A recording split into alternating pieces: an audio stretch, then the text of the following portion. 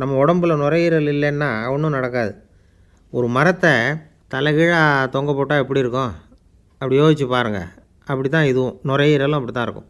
வலது பக்கம் ஒன்று, இடது பக்கம் ஒன்று. வலது பக்கம் நுரையீரல் கொஞ்சம் பெருசாக இருக்கும். நுட்பமான நரம்பு குழாய்கள் அதில் இருக்கும். கோடிக்கணக்கான நுண்ணிய குழாய்களை வச்சுக்கிட்டு தான் அது வேலை செய்யுது. 25 கோடி குழாய்கள் இருக்கும்.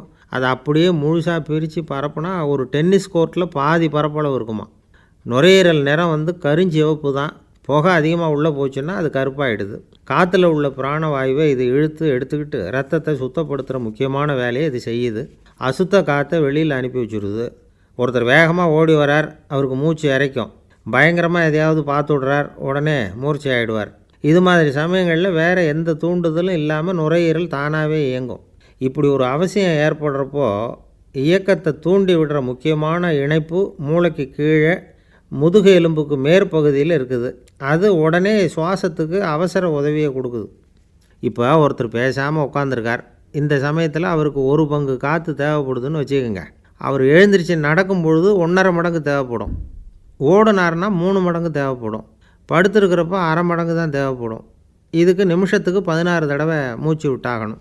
இப்படி சாதாரணமாக உள்ளே இழுக்கிற காற்று கொஞ்சம்தான் இருந்தாலும் இது மாதிரி 8 மடங்கு காற்றை உள்ளே இழுத்து வச்சுக்கிற சாமர்த்தியம் நுரையீரலுக்கு இருக்குதான்.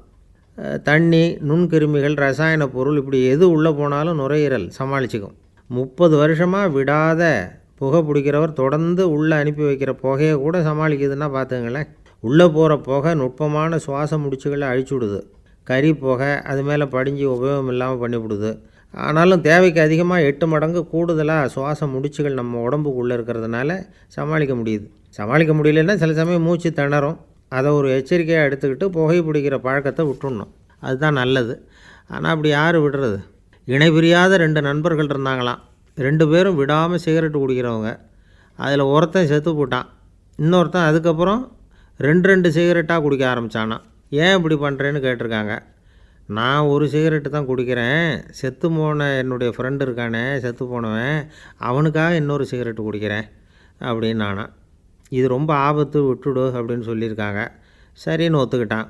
ஆனால் அதுக்கப்புறமும் ஒரு சிகரெட் வீதமாக குடிச்சிக்கிட்டே இருந்தான். சிகரெட்டு பழக்கத்தை நீ இன்னும் விடலையான்னு கேட்டாங்களாம். அந்த பழக்கத்தை நான் எப்போவோ விட்டுட்டேன், இப்போ நான் குடிக்கிறது என் ஃப்ரெண்டுக்காக அப்படின்னு நானா. இவங்கெல்லாம் எப்படி திருந்துறது?